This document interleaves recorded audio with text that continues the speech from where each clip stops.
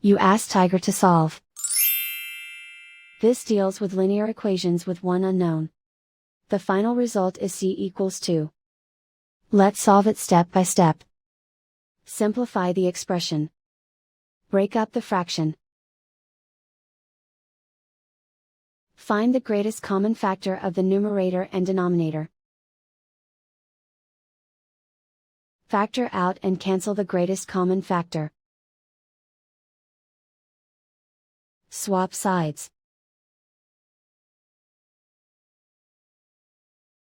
Group all constants on the right side of the equation.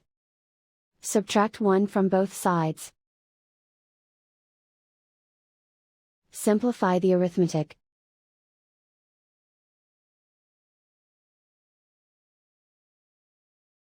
Isolate the c. Multiply both sides by 2. Group like terms. Multiply the coefficients. Simplify the fraction.